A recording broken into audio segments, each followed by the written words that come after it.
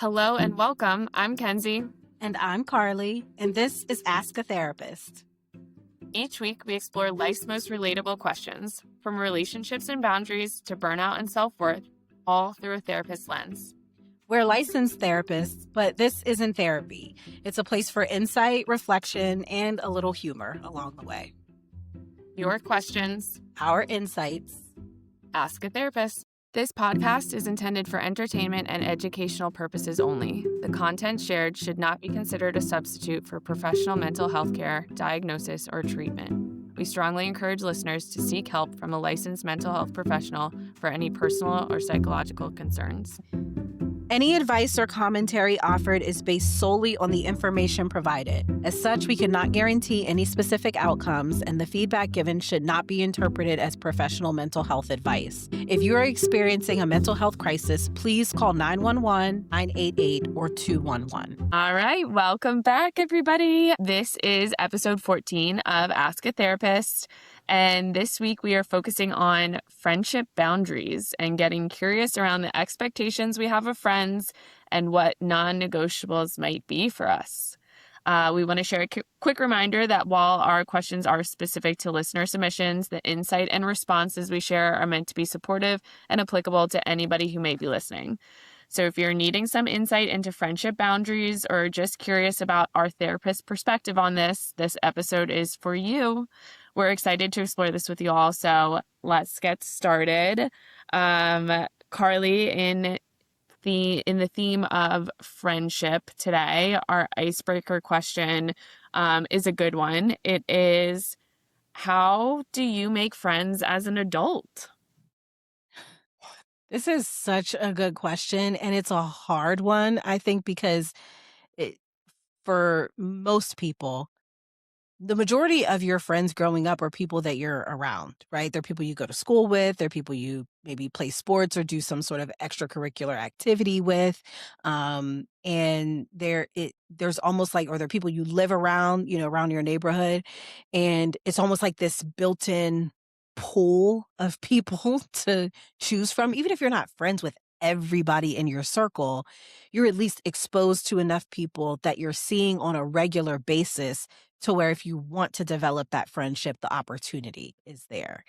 I have found that for a lot of people after college, once people tend to, like, those built-in friendships kind of disperse a little bit.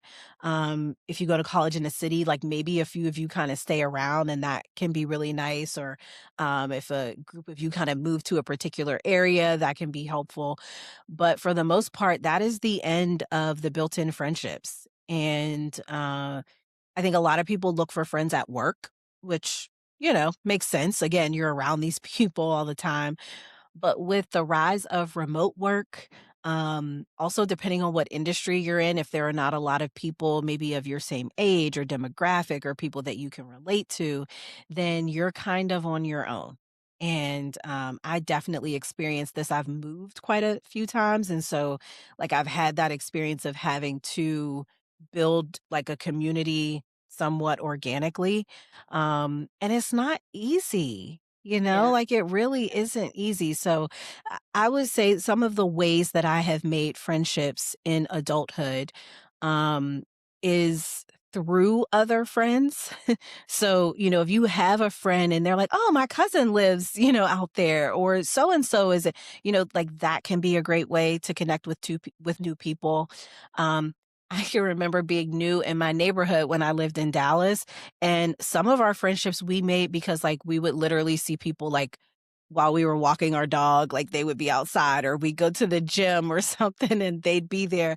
I think I invited a few friends like to my birthday party that weekend. Like I didn't know them, but I was like, hey, we're going out for my birthday. Do you want to go? And like, we're still friends, So I think there are ways you have to be open to it. Like you have to kind of be looking for those opportunities. If you're someone who's like always got your AirPods in, you go to the grocery store and you're like locked in, you got your list, like you've got to kind of be open and looking for those opportunities.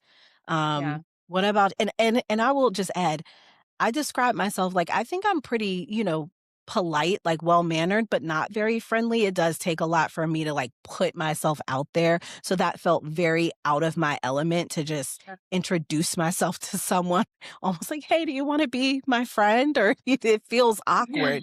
Yeah. But if you want to have friends, like you may have to be willing to take that first step. What do you Yeah. think, Kenzie? How have you made friends in adulthood?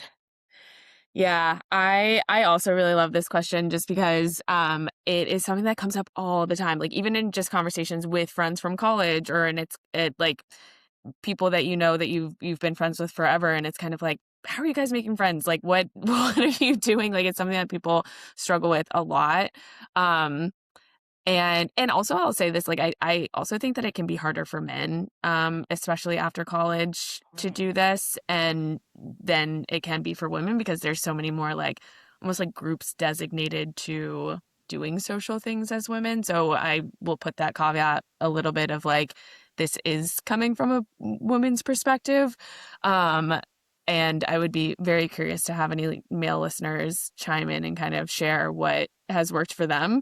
But I I love making friends. I think, and this is um not to toot my own horn, but I think that I can be pretty good at it. But I have had to learn to be good at it. I was like so painfully shy in high school, like so like so scared, so nervous. And I it was just tough. It was kind of tough to like navigate high school that way. And so I really had to be very intentional going into college and then in places that I've moved since in kind of building a community and making friends. Um, because it is something that is really important to me. I love having a group of people to do things with. Um, I get a lot of energy from like going out with friends and being with people. When I moved up to Connecticut, it was so hard. I cried every day because I was like, I know nobody up here. Like, this is like so hard. And I was like, okay, what am I going to do? How am I going to put myself out there? One of my best friends I met on Bumble BFF. One I met buying a coffee table from her on Facebook Marketplace. One I met at a workout class. One I met in the elevator. Like, they're all from kind of different areas. And so much of it was like, putting myself out there, like just kind of showing people that you are interested, to your point, being open to having those conversations, saying like getting uncomfortable and being like, we should exchange numbers, like we should get coffee sometime or we should, hang out. And I will say, I have been rejected too. Like there have been like people that just have not like not no my gosh, not like being like, no, I'm not giving you my number or anything, but like people have kind of just been like not necessarily followed up or, maybe they already have their own friend groups.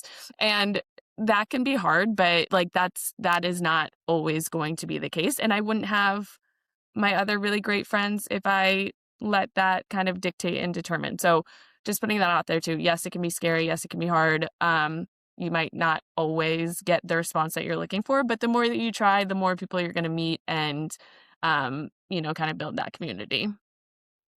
Yeah. Oh, I felt sad for you when you said that. Like, oh, that must hurt. But you're right. Sometimes you got to put it out there. Not everybody is, Yeah. everything's not a win. And I like Yeah. that you said just kind of doing things that you enjoy, going to a workout class, right? Yeah. Like, or, Yeah. joining some sort of group, being a part of a club or a church or, like in Right. different Right. communities where you can at least find something that you have in common, right? Because that can Yeah. be a Yeah. great starting point. And so glad you mentioned the men thing because it didn't even cross my mind, but you are so right. So yeah, I feel for the men. Although I also think men like friendship can sometimes be a little bit easier because Sure. they Yeah. can connect on one thing and they don't give a crap about the rest of the Yeah. stuff. You Yeah. know how many they don't ask deeper questions about it's just like, no, we just both like this one thing. Like it's fine. We play basketball on the weekends and like that's it. Sure, So sure, sure. Yeah, yeah. okay. All right. We're going to jump into our question today. This question, I'm just going to go for it. No preface. Mhm. Hi, ladies. I'm writing because I'm struggling with something that honestly feels pretty straightforward to me, but apparently not to my friend. A close friend of mine is still friends with someone I no longer speak to. This wasn't some minor falling out. That person hurt me, crossed lines, and is no longer in my life for a reason.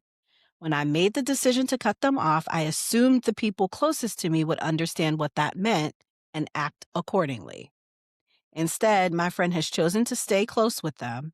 They say they're staying out of it and that it's not their conflict, but that feels like a cop out. To me, staying neutral is still a choice, and it's not one that feels very loyal. What makes it worse is that my friend knows how much this situation affected me.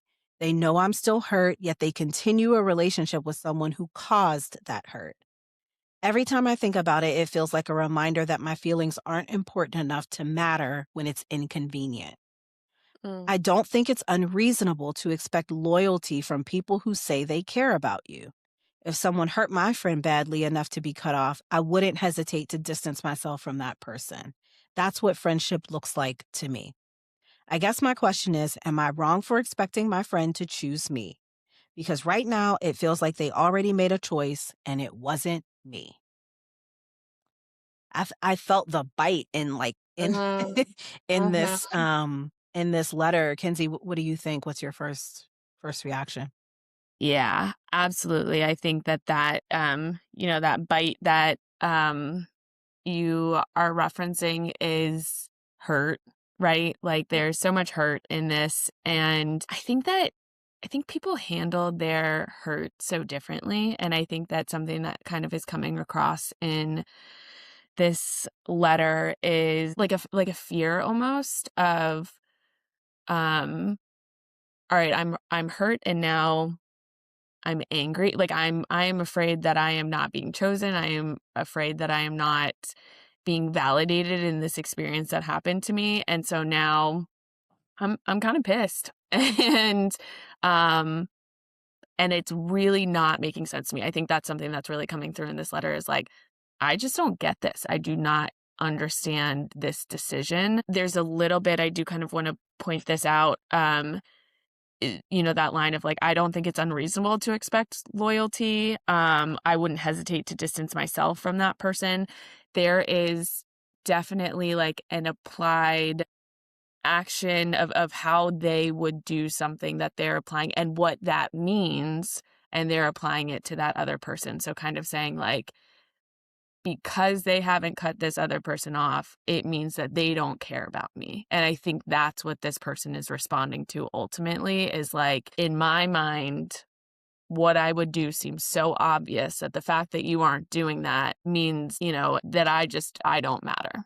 My feelings do not matter to you. What are your thoughts, Carli? What were your initial thoughts? Yeah, similarly, the what jumped out to me first, I hear the hurt. Um, Mhm. what jumped out to me is all of the assumptions that are being made, you Yeah. know, just about, to your point, the meaning being attached to this action. And you know what they say about assumptions, you make an ass out of you and me. Uh, and I often, like, I'll kind of take that and tweak it a little bit. I think oftentimes when we're assuming meaning, what we're saying is that's what this would mean for me. If I Yeah. did it, it would mean that person's feelings aren't as important to me. Right. And I mean, that's valid to a degree, but we don't necessarily know if the friend is viewing that the same way. We don't necessarily know if the friend has the same definition of loyalty. And so while to the listener, it's like, it's very obvious to me that this is disloyal. It makes me wonder, like, but what conversations have you had with this friend about how you interpret, loyalty and things of that nature? I think because there's a lot of things that people will assume, oh, yeah, I like it this way. Like, of course, everybody likes it this way. Well, that's not the case. And I think a big one, not to get us like too far off track, but the assumption of if you learn something about a significant other, someone I know, like, do you tell the person or not? This is Mhm. one that people tend to have very, very strong feelings about of like, if you're my friend, you better share it with me.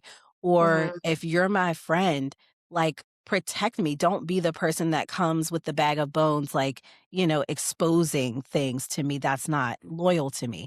So people feel very differently about it. And it's often not discovered until you find yourself in a situation where one person assumed you would want one response and you don't get it.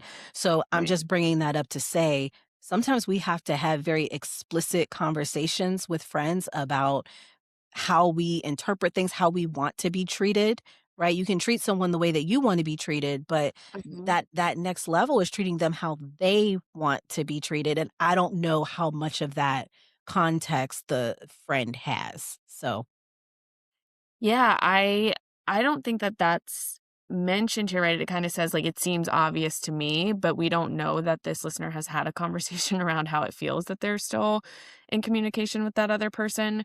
So I think that that's a really good point to bring up of like what kind of conversations have been had around this, how it really impacted this listener, what their friend knows or understands about that. And I will say with that, um, again, we're reading so much hurt in this letter. And also, there's a little bit of frustration that's coming out. There's a little bit of almost just like distance that's already coming out, where if you're assuming or you're implying certain intent, um, you might talk to this person and kind of already have this idea in mind or be upset or be angry. And what I would say to this listener is kind of like, take that step back. Don't assume that you know that like they know exactly how I feel and they're still choosing to do this anyways. And so now I am upset with them or I'm going to distance myself from them. Like there could be a conversation that you can have here where you can regulate a little bit more of those hurt feelings, where you can come in and kind of say like, okay, I'm recognizing that I'm feeling like I want to put walls up with this person. I recognize that I'm feeling defensive. I recognize that I'm feeling hurt. How can I communicate that in a way that's not going to create more distance? That's not going to alienate me from people in my life that I want to continue to have relationships with? Because I would assume that this is not somebody that you want to lose in your life. yeah, and that could be at risk, you know? Um, and Kenzie, you're being so kind and gentle, and I do want I appreciate that. I think empathy for the hurt that this person feels is very important. Um, but I do just wanna say, to be fair, just because you're hurt doesn't necessarily give you like moral authority or the ability to or the right to control someone else's choices or boundaries. Because we talk a lot about boundaries in therapy, and those boundaries, like they're for you. That has nothing to do with other people. And so being hurt, the hurt can be legitimate, like that can be absolutely valid, but it doesn't necessarily give you the right to dictate how other people like the decisions or boundaries that they make, right? Because it's shifting a little bit from I want you to be loyal to me, but like to what extent? You know, does that mean you get to control who I'm friends with, who I'm not? Um, I want to say, you know, they said the person hurt them, like, you know, they're out of their life for a reason. So I don't know the extent of the damage that was done, but I also don't know what this friend's relationship is with the third party, right? Like, were they friends first? Right. Where maybe you were a newer member to the friend group?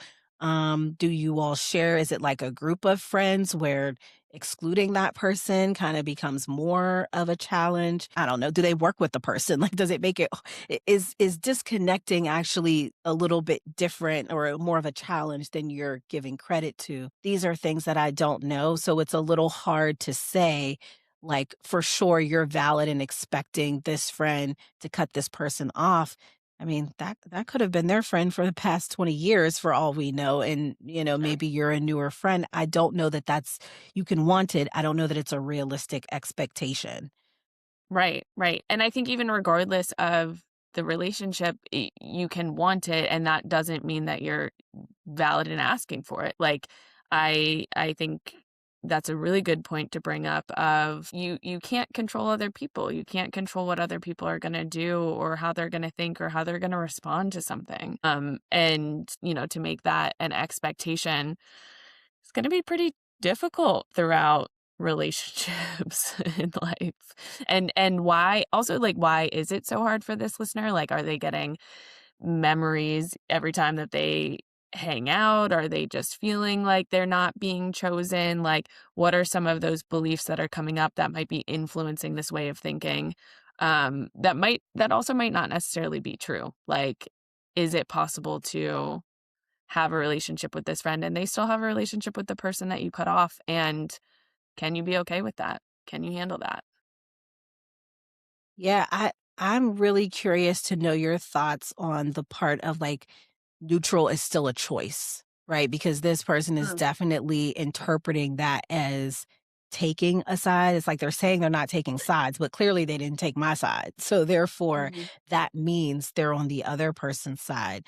Um, and if I'm honest, there are some things that like, not sp if you don't speak up on certain things, I could understand interpreting it that way, if the behavior toward the person was, like, emotionally abusive or Mhm. potentially physically abusive or something of that nature, like, I could understand feeling like when you say nothing, it speaks sometimes louder than words, but again, we don't just because the person chooses to remain friends doesn't necessarily mean that they're not telling that other person the truth or that they haven't maybe had conversations to say like, yeah, I didn't think that was great the way that you treated our friend. But what are your thoughts on staying neutral is a choice in and of itself? Sure, sure. Um, I think I think my personal opinion on it, my first like gut reaction just as a person is I hear and understand where they're coming from. I hear how they would feel that. And also, it doesn't sound like this friend has like cut them off. Like it does sound like this friend still wants to remain friends with them. And so, I don't know that I would necessarily jump to like they're choosing this other person or this is a choice. Again, that feels a little bit more like a hurt reaction to me. I think from like a therapist perspective, again, sitting in session is so much different and we would have so much more context and be able to touch on this a little bit more. But I am just so curious around like what are they looking for? Are they looking for somebody to just like fully support that? Like, what about having somebody that is gonna, like, go to bat for you, that is gonna choose you fully is maybe really important for this person versus, like, even maintaining that connection? Because it does kind of sound like they're saying, "If you're not gonna be team me all the way, then then what are we doing here?" So there is a little bit more of a choice for them, it seems, of here's how I'm needing you or wanting you to show up for me as a friend. And if you aren't doing that, if you can't do that, if you're not willing to do that, then maybe that matters more over like my connection or my friendship with you. And so I am a little bit curious about that piece. It does seem like a need is not being met there. And I'm interested in where that comes from. Yeah, I think that's a great way to frame it and for the listener to be curious with themselves about what is it that you're actually needing. Because, I do think if you choose to address this with your friend, somewhat similar to last week's question when we talked about like using your I statements and owning your feelings, I think that if you come in hot with the how dare you energy, you're gonna you're gonna potentially back yourself into a corner. And if you instead just express, I feel incredibly hurt by this decision. I don't fully understand it. It's not a decision that I would make. I'm interpreting it this particular way. I don't know if that's how you mean it, but this is what it feels like to me. Yeah. You're gonna leave a lot of room for a conversation where the friend can actually say like, "Oh, I didn't know you viewed it that way. Here's how I was seeing it, but I appreciate you sharing that with me." Um, or, even just leading with ultimatums is always like talk about a soft startup. That's like that's gonna put that's gonna put an end to that's about as harsh of a startup as you can, Yeah. have.